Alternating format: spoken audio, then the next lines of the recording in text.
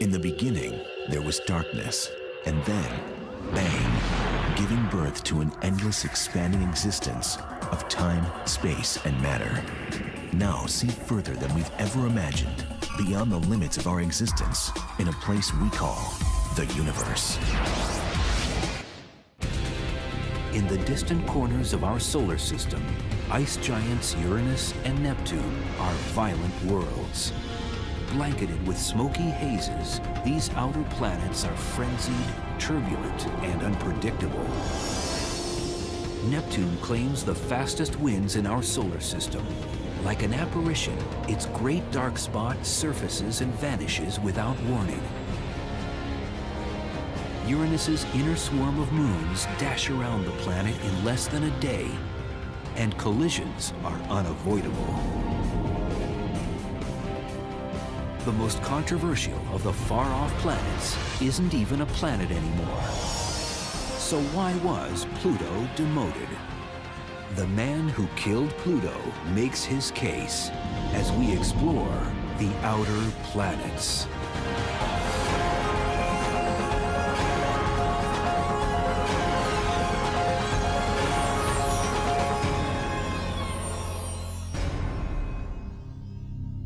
Meet the man who killed Pluto.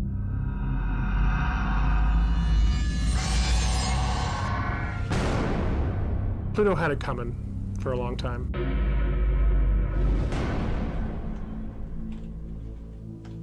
Caltech astronomer Mike Brown set in motion a chain of events that reduced the long-established number of planets in our solar system from 9 to just 8.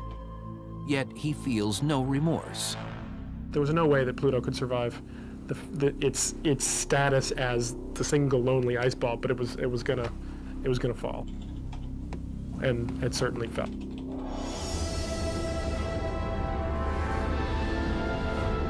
Among our planets, Pluto was long considered to be a bit different.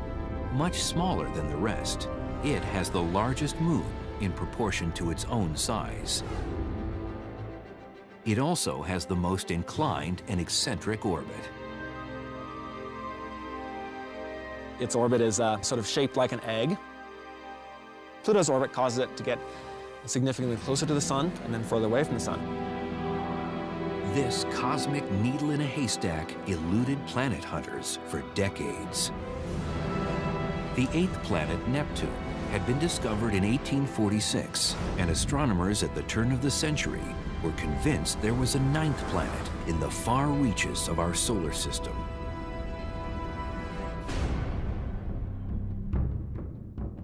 The search for Pluto was started by Percival Lowell at Lowell Observatory. He thought there was a planet X there that was perturbing the orbits of Uranus and Neptune.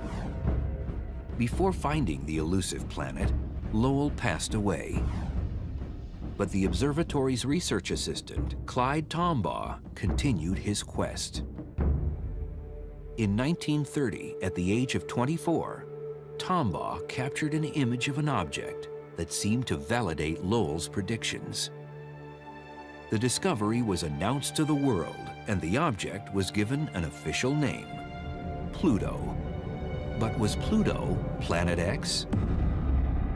Some scientists argued that Pluto was far too small and didn't have enough mass to significantly perturb the orbits of its neighboring gas giants, Uranus and Neptune. Astronomers have since realized that there is no such Planet X. It had been predicted using inaccurate estimates of Neptune's mass. Even though Pluto wasn't Planet X, could it still be classified as a planet? The first term for planet just meant wanderer in the sky. It was the things that moved relative to the stars. So to the ancient Greeks, the moon was a planet, the sun was a planet, the earth was not. Of course, when we realized that the earth is actually going around the sun and that the moon is going around the earth, the definition of planet changed again. Earth became a planet, the sun and the moon were taken away, and there were finally 6. And over time, Uranus was discovered, and Neptune was discovered, so there were 7, there were 8.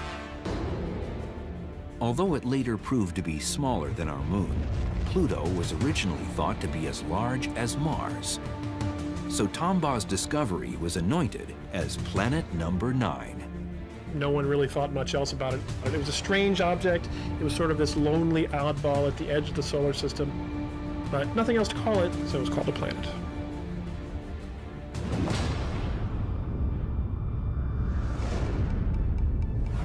Because of its great distance from the Sun, Pluto takes its name from the Roman god of the underworld.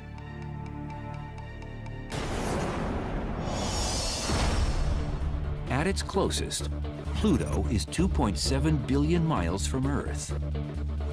Its diameter is 1,485 miles, half the width of the United States. It takes 248 Earth years for Pluto to orbit the Sun. And a day on the planet is equivalent to about 6.5 Earth days. A 150-pound Earthling would weigh only 10 pounds on Pluto.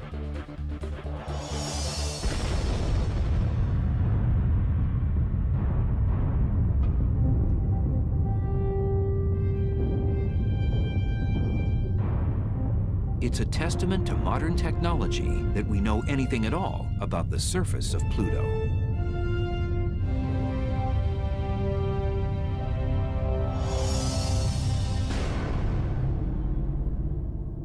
We can hardly see this thing. Even with the Hubble Space Telescope, we get maybe 4 pixels across, maybe 12 pixels total.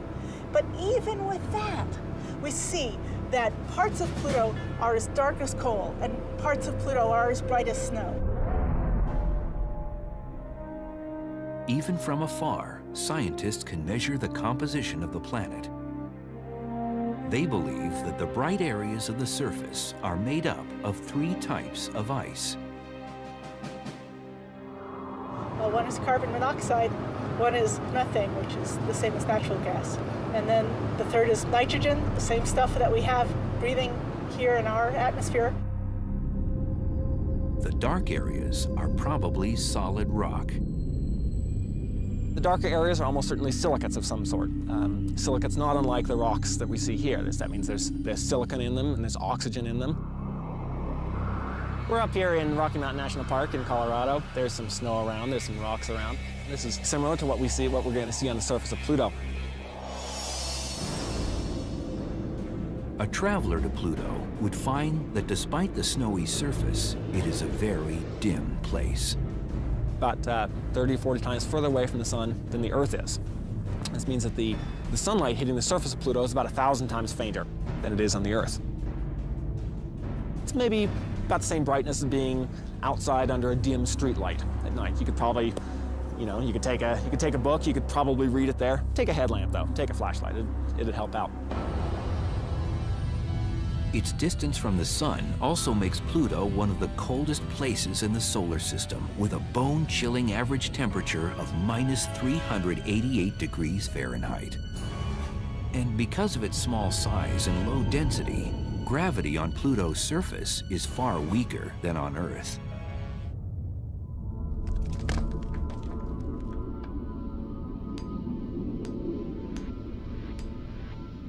Now, some things are going to be a little easy to do on Pluto if you're really into rock climbing. I'm doing some vertical climbing here. Well, it's always exciting, but gravity is always the challenge. Pluto's gravity is roughly 1/15 of the Earth's. It's not like if you're standing on the surface, you would float away. Now, if you fell off that face when you were climbing up Pluto, you'd still want to have your rope there. You'd still accelerate down to the surface. So don't leave the rope at home.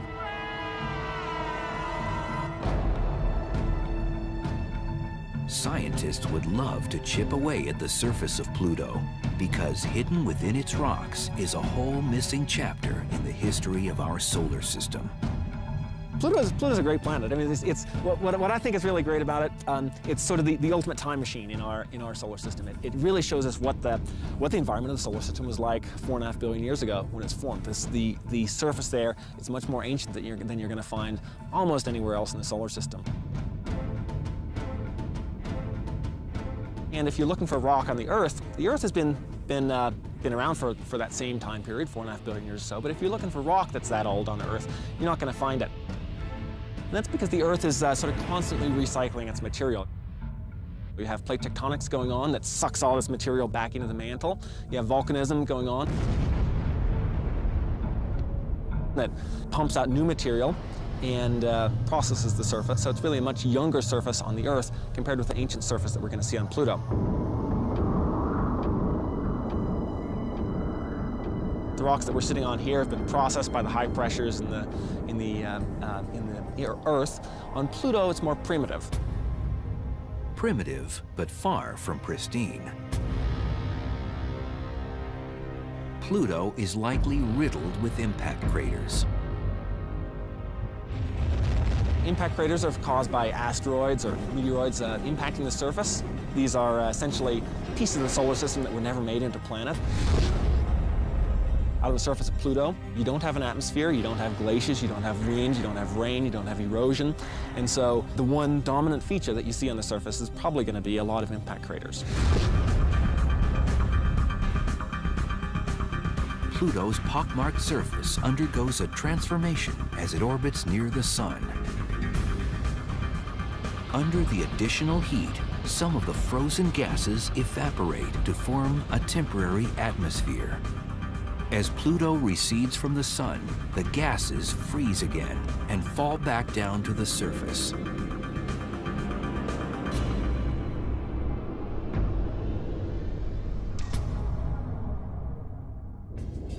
For more than 75 years, this far-out icy object staked its claim as our 9th planet. So why is this little piece of snowy rock now causing such controversy? Why was Pluto kicked out of the solar system's most exclusive club?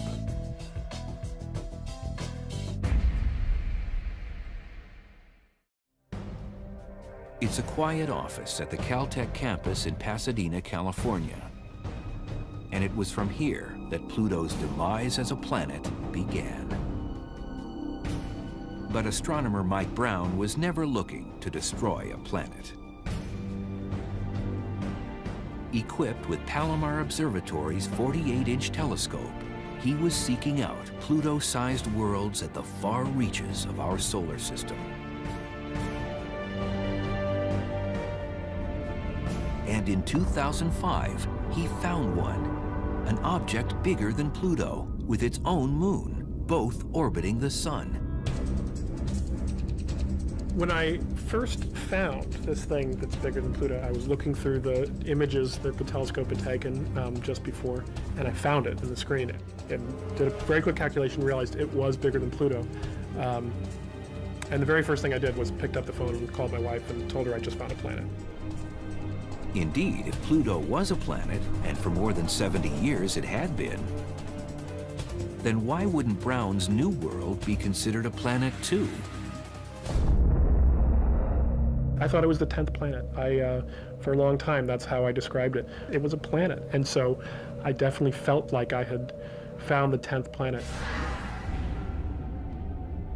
It's 5% bigger than Pluto. It's probably made out of the same materials on the inside, rock on the inside, ice on the outside, and a little thin layer of frost on the very outside that sometimes puffs up into an atmosphere and sometimes doesn't. Very similar to Pluto in that way. It has a moon that goes around it once every 16, 17 days. Pluto has a moon also, so it's, in many ways, I like to think of it as almost as twins. This is just the twin that just ate a little bit more when it was a baby, got a little bigger. Brown considered naming his object Xena after TV's warrior princess, but eventually the name chosen was Eris, after the Greek goddess of discord. As it turned out, this name was entirely appropriate. The discovery kicked off a firestorm in the astronomical community.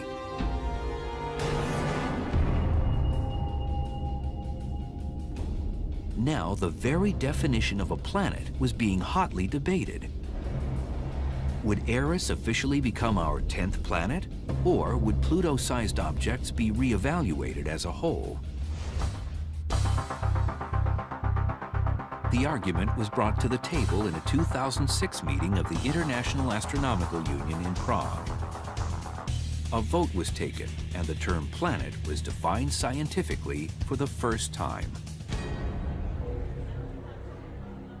Those who are in favor of Resolution 6A, which introduces this new category of trans-Neptunian objects with Pluto as a prototype. The recommendation is that we consider Pluto and other similar trans-Neptunian objects to be in a special class. We didn't reconsider Pluto's status because we learned anything new about Pluto that made it less interesting. Instead, scientists say the issue was addressed because they learned about Eris and other large Kuiper Belt objects. The Kuiper Belt is a 3.5 billion mile wide region in the outer solar system near Pluto. It's home to hundreds of thousands of icy objects, the first of which was discovered in 1992.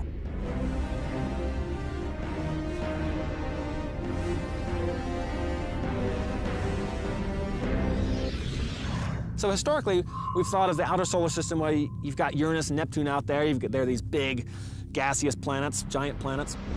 And then just beyond that, you've got this little straggler Pluto that doesn't really fit into the picture. Well, now when we found all these other Kuiper Belt objects, what we're seeing is that maybe Pluto is really just the first of these many, many bodies of the Kuiper Belt that are this wide diversity of small icy bodies at the outer solar system.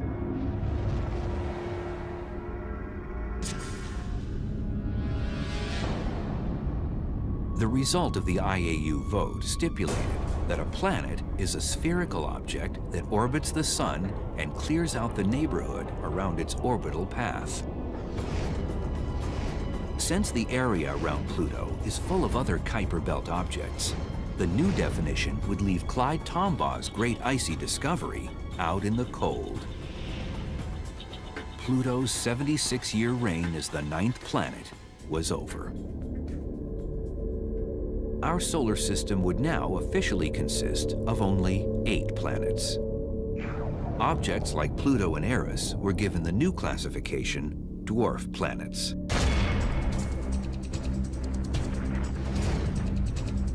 Dwarf planets possess the same characteristics as planets, but do not have a clear orbital path. Under the new definition, Ceres, the largest asteroid in our solar system, is also a dwarf planet.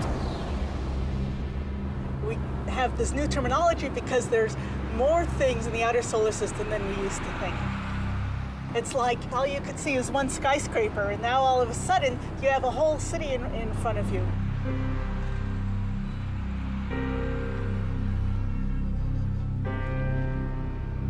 We have a whole city full of objects in the outer solar system now.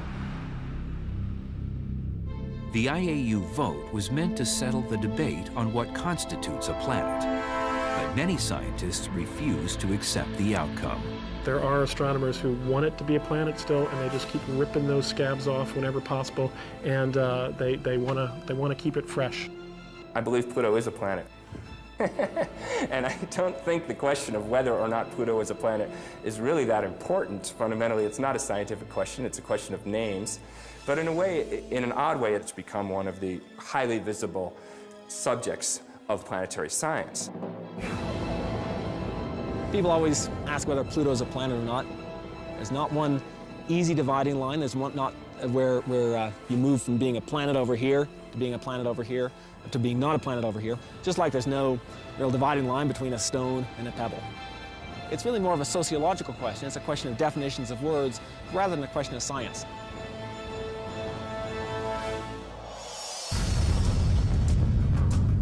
Although no longer officially a planet, scientific interest in Pluto hasn't waned. Even as the vote was being taken in Prague, a NASA spacecraft called New Horizons was already on its way to exploring this far-off world. The New Horizons mission will be the first spacecraft ever to visit Pluto. By going to Pluto, studying Pluto, it's no longer a mission to a singular object, but it's actually a mission to one of a class of objects that we'll get to learn about. But New Horizons needs to travel at warp speed, or a valuable research opportunity to study Pluto's atmosphere will be lost for at least the next 200 years.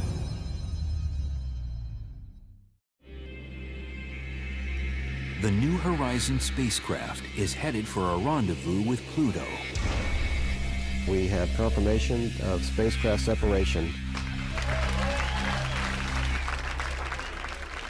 But scientists are trying to beat the clock. Because as Pluto recedes from the sun, its 62-year-long winter is coming. And when winter comes to Pluto, the dwarf planet's atmosphere will freeze and fall to the ground. If it collapses too much, it might just be a lot less interesting. You might not have as interesting chemistry. And we want to know what the temperature and the composition and the structure and the winds on the atmosphere. To get there in time, New Horizons is blazing through the solar system at more than 45,000 miles an hour. That's 12 miles a second. At that speed, a trip from Los Angeles to New York would take about 3.5 minutes. So this is the fastest spacecraft that was ever launched from the Earth. In fact, it took about 6 hours to get out to the 250,000 miles to make it out to the moon. You can compare that to the couple of days that it took the Apollo astronauts to get out that same distance. New Horizons would pass by Jupiter in just 13 months. But the outer solar system is so big that it's going to take us another 8 years to get to Pluto. Even with its unprecedented speed, New Horizons won't reach Pluto until July of 2015. Pluto's just a big mystery. It's exciting to me that there's a spacecraft on its way there, and that in a few years we'll, this sort of blank slate of a world will be richly filled in with pictures and detailed data. About 4 billion miles from Pluto, Uranus is a mesmerizing blue marble. And it's really strikingly beautiful and different from the other planets. It's a giant blue, pale blue, fuzzy ball sitting there in space against the darkness of space. And it's just that striking blue color and the almost pure featurelessness of it. It seems unreal. It looks as though it was sort of created by some movie special effects person. Because how could you have a planet that large and that perfect and just this giant featureless blue? Uranus is 1.6 billion miles from Earth. It has a diameter of nearly 32,000 miles, 4 times Earth's diameter. It takes 84 Earth years for Uranus to orbit the Sun. 1 day on Uranus is a little over 17 hours. If you weigh 150 pounds on Earth, you would weigh 133 pounds on Uranus. Named after the Greek god of the sky, Uranus has the most off-kilter axis of any planet in the solar system. At an angle of 98 degrees, the planet is actually spinning on its side. What that means is that at one time of the year, only one hemisphere is pointing towards the sun. The other hemisphere is complete darkness. The time for Uranus to orbit the sun is about 84 years, which means that for half of that time, or 40 years, one hemisphere is in sunlight and the other hemisphere is in dark. It's like the Arctic Circle on Earth, except for it's the whole planet. That tilt is so extreme that in a sense, the whole northern hemisphere is the Arctic, and the whole southern hemisphere is the Antarctic. Uranus owes its cool bluish-green color to methane. The methane absorbs red and orange wavelengths from sunlight, but reflects blue and green. And its soft appearance is due to something that's familiar to anyone who lives in a big city: smog. In Southern California, we're used to smog, which is photochemically produced haze material, which gives this hazy appearance in the atmosphere. This is similar to the atmospheres of the 4 gas giants. In the outer planets, there's methane, which is natural gas. Sunlight converts it to complex particles as well, which forms a haze, which is the reason the planets don't have a very sharp, but have a fuzzy look to them. Scientists speculate that Uranus and its celestial neighbor Neptune formed the same way. As the early protoplanetary disk of gas and dust in our solar system settled, Jupiter and Saturn gathered up the most material and became the largest of the gas giants. As Jupiter and Saturn's orbits grew, they destabilized the planetary system as a whole. Dynamic interactions pushed Uranus and Neptune outward to the edge of the solar system at an accelerated rate, where they feasted on icy objects. They have a lot of that initial gas, but they also gathered a lot of icy material and some rocky material in their formation. So consequently, although they have this surrounding envelope of hydrogen and helium gas and some methane, some nitrogen, some other stuff, they also have a lot of icy material in the inside. These icy interiors have led some to call Uranus and Neptune the ice giants. But it's incorrect to imagine them as balls of solid ice that an astronaut could walk across. Well, if we dropped an astronaut or a probe towards the center of Uranus or Neptune, well, first of all, they'd be in a lot of trouble. There's really no solid surface that they could stand on. There may be a small rocky core at the center of these planets, but the pressure that they would be experiencing from the atmosphere overhead and this liquidy, icy region would crush them. It would be millions of times the pressure that we have from our own atmosphere, for example. So they would be flattened well before they ever reach the solid surface. While the other gas giants have wild weather patterns, Uranus seems to be relatively calm, and scientists think they know why. Uranus is unique among the gas giant planets in that it is the only one that doesn't have an internal heating source. Jupiter, Saturn, and Neptune all have heat coming from deep within the planet, and that helps drive the circulation, and it explains why we see a lot of the banded structure that we do on those other three planets. Uranus doesn't have this internal heating source. Uranus has another claim to fame, the way in which it was discovered by astronomer William Herschel in 1781. At the time, the only known planets were the 6 visible to the naked eye from Earth. But Herschel first laid eyes on Uranus through a telescope. Herschel was an amateur astronomer, professional musician, and an optician, so he had the knowledge and ability to generate the best telescopes in the world at the time. The discovery of Uranus was incredibly significant in the history of humanity because it was the first planet discovered by telescope, the first planet that the ancients didn't know about. In 1977, NASA's Kuiper Airborne Observatory made another exciting discovery when astronomers aimed their telescope at Uranus. They were planning to watch a fairly common astronomical event, the passage of the planet in front of a star. But as Uranus closed in, the star suddenly winked. In fact, it seemed to flicker on and off 5 times as it neared the planet, and then several more times as it emerged on the other side. What was the cause of this strange phenomenon? The flickering star was actually passing behind 5 planetary rings, features that had only previously been seen on Saturn. Subsequent observations from the ground and then the Voyager spacecraft confirmed the ring's existence. And observations made in 2005 from the Hubble Space Telescope found a second set of rings orbiting almost twice as far away from the planet as the previously known rings. Unlike Saturn's thick icy rings, Uranus's are dim and thin, comprised of dark, rocky dust.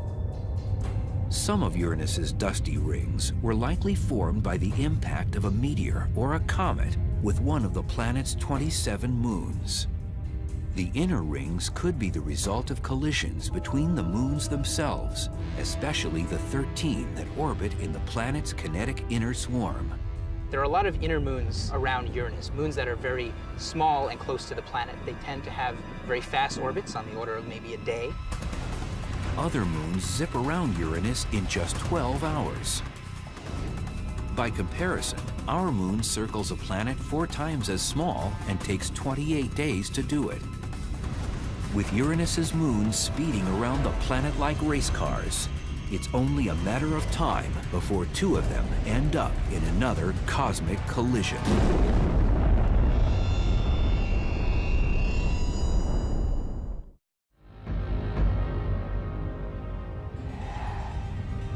Circling the planet Uranus is a swirling system of moons.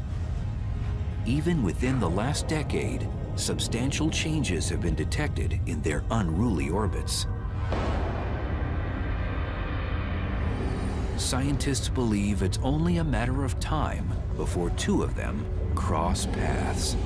We can be very certain that in a period of a million or a few million years, that some of them will collide with each other.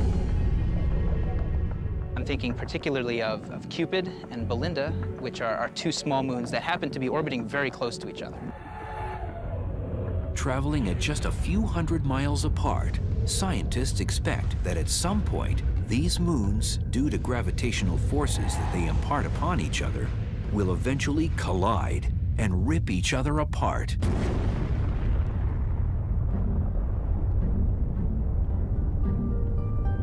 It will be a bad day for the moons, but a welcome event for the planet's ring system. The debris that's released from that can potentially generate a new ring around Uranus. Uranus shares the outer solar system with its sister planet Neptune. A gleaming sapphire some 3 billion miles away from the Sun. With the demotion of Pluto, Neptune is now our outermost planet. Neptune takes its name from the Roman god of the seas.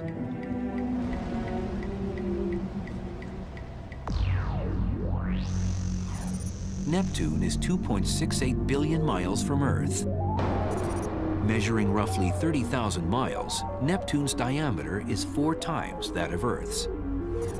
A year on Neptune is equivalent to 165 Earth years, and a day lasts 16.1 hours. If you weigh 150 pounds on Earth, you would tilt the scales at 169 pounds on Neptune. Like all the outer planets, Neptune rotates much faster than Earth, and this rapid spin helps to create violent winds. In fact, the highest winds recorded on any planet in the solar system are on Neptune. You have winds of sometimes over 1,000 miles per hour, and commonly 750 miles per hour, raging in that upper atmosphere. And we're not quite sure why, so there's a little bit of mystery. What puzzles scientists is why Neptune's winds blow even stronger than those on the other outer planets, with speeds 2 to 3 times faster than in Jupiter's blustery Great Red Spot.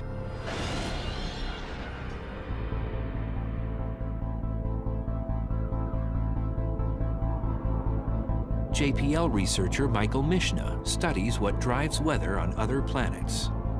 He's intrigued by Neptune's mysteriously strong winds. If we were to put one of these windmills up on Neptune, depending on the altitude that we put it, we would either see motion similar to what we see now, or if we were to place it at the altitudes in which the winds are going 1,000 miles an hour, we actually might not see very much motion at all. And that's because the atmosphere is so thin that there's just not enough oomph and not enough force from that wind to actually turn the propellers of the turbine. So you might not actually see any motion at all. On Earth, we see high pressure and low pressure systems if we look at weather maps, and the same to an extent can be seen on the outer planets. We can't exactly identify a big H in this location or a big L in this location. But there are generally regions that are warmer and have higher pressure than other areas which are colder and may have lower pressure, and that generates the winds that blow from high to low. A key factor in the creation of wind is an energy source to heat the air. On Earth, the sun provides this energy. But the windswept planet Neptune is 30 times farther from the sun than Earth, and it gets only about 1/900th as much solar energy. It's simply not enough to power Neptune's colossal winds. Scientists believe that Neptune gets its additional power from within.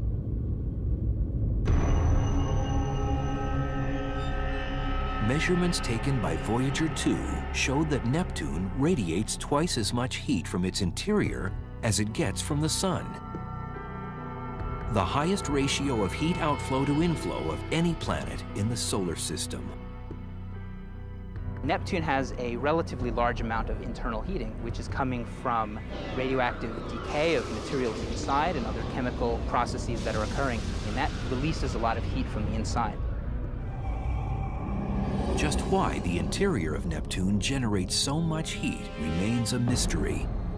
It's led some to speculate that the planet is still in the process of forming, and the infalling gases are releasing heat as they are compacted by gravity.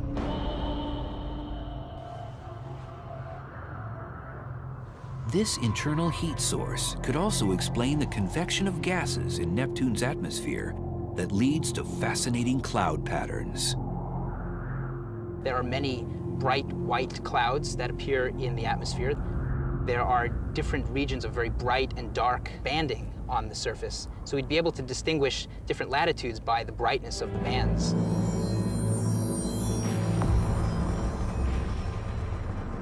Scientists believe that the banding patterns have something to do with Neptune's cloud composition.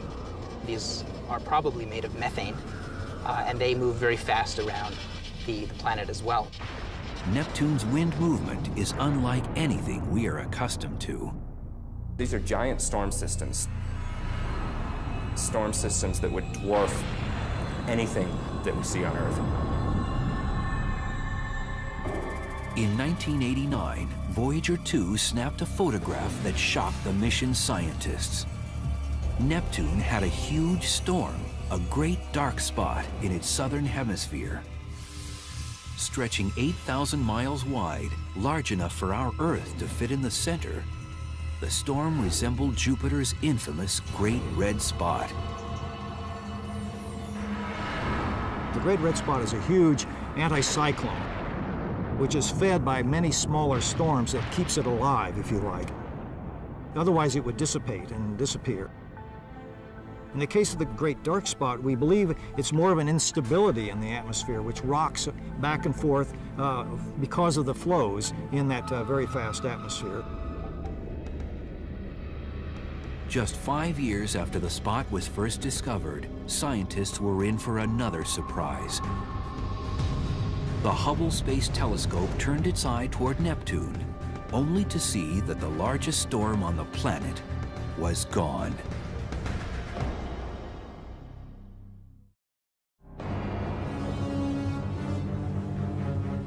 What happened to Neptune's Great Dark Spot?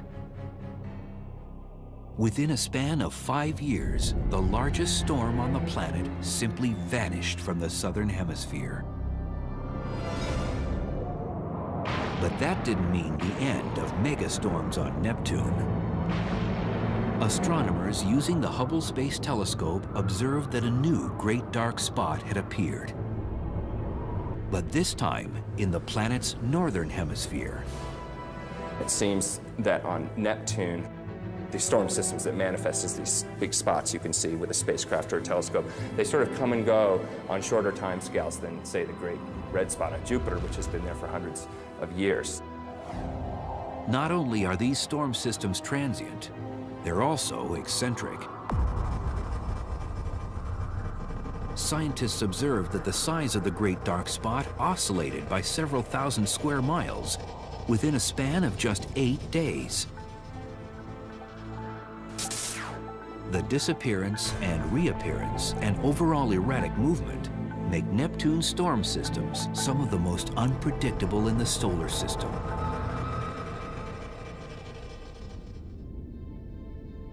Similar to its outer planet neighbors, Neptune has a complex system of moons. 13 have been discovered so far.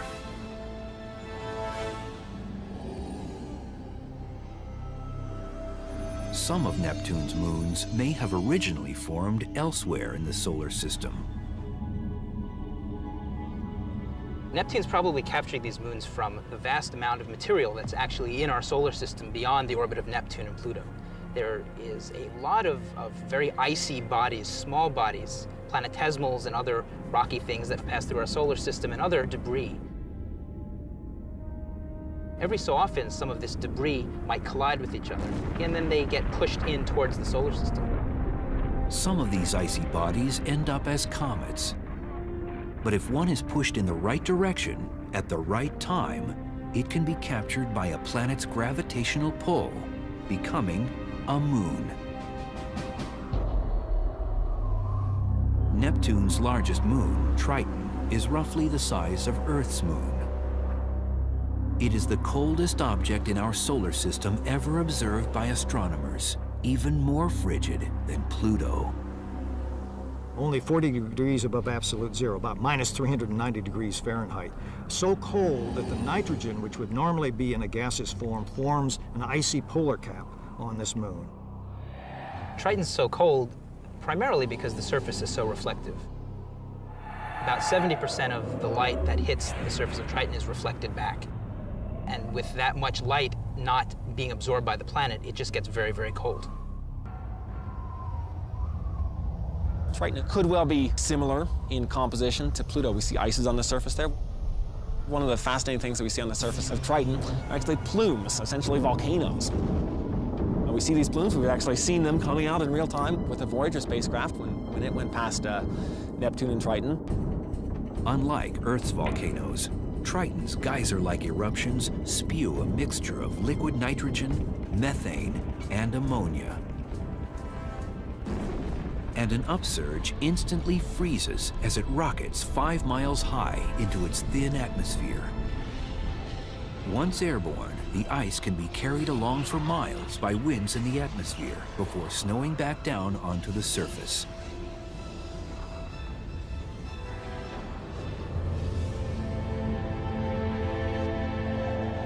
Geological activity on Triton makes scientists wonder if there's water, perhaps being heated under Triton's icy exterior.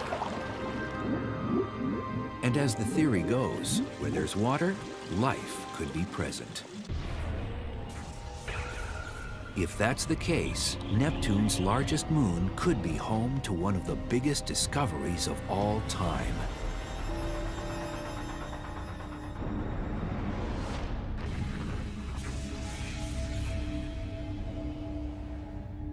But due to planning and transit times, it will be at least 2 decades before we approach Uranus or Neptune again. We've had discussions, but there are no current plans. We could with Voyager, where we just had a brief flyby, and we managed to collect a lot of discovery. But in fact, we need to get back to pursue those discoveries. In the meantime, scientists will be focused on New Horizons as it rockets even closer to Pluto.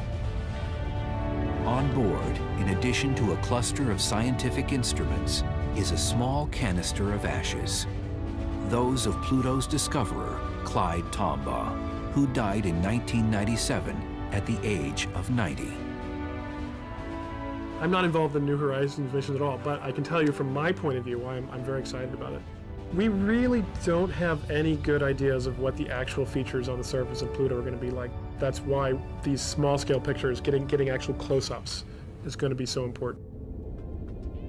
As spacecraft, probes, and telescopes are sent to the far reaches of our celestial neighborhood, we come one step closer to deciphering the expansive universe.